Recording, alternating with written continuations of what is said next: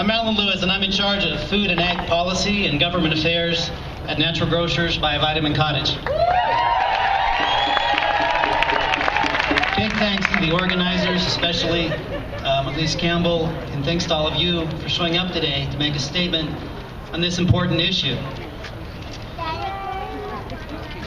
And by the way, if you've not been to Mercury Cafe recently, you're in for a big treat. You really need to put Mercury Cafe on your list of tasty, healthy, ethical food. And thank you, Mercury, for what you do for all of us. Now I'm going to talk for one moment about my employer, Vitamin Cottage, but it's not a plug. This is where we begin, because we're in the middle of this issue every day.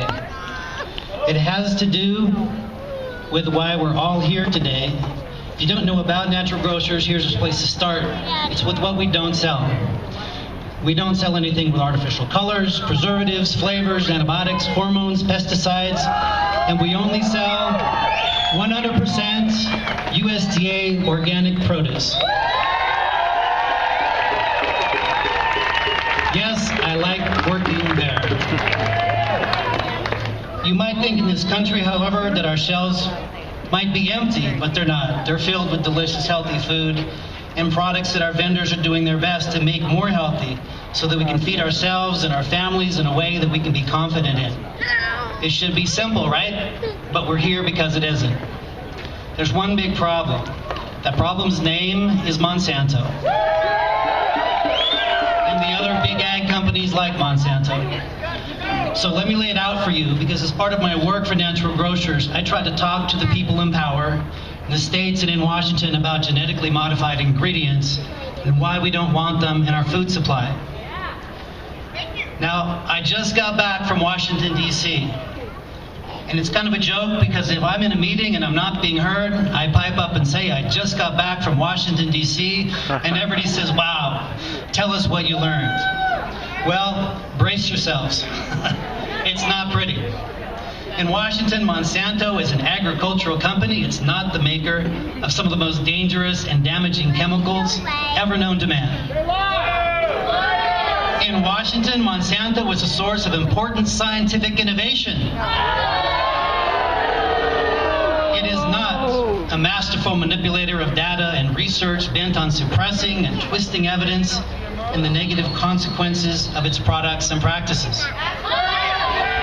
In Washington, Monsanto is on a mission to protect the public health by reducing pesticide use in agriculture. It's not the major contributor to massive chemical contamination. We'll get to Agent Orange. Thank you. I'm having technical difficulties turning a page. And their contamination of food, land, watersheds, and oceans. In Washington, Monsanto is seen as the only hope to save the world from starvation. And here's what kills me.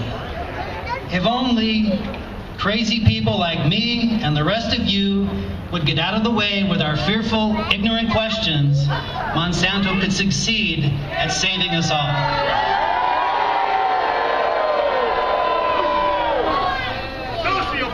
So, folks, I just got back from Washington, and in case you haven't guessed, Washington's pretty darn clueless.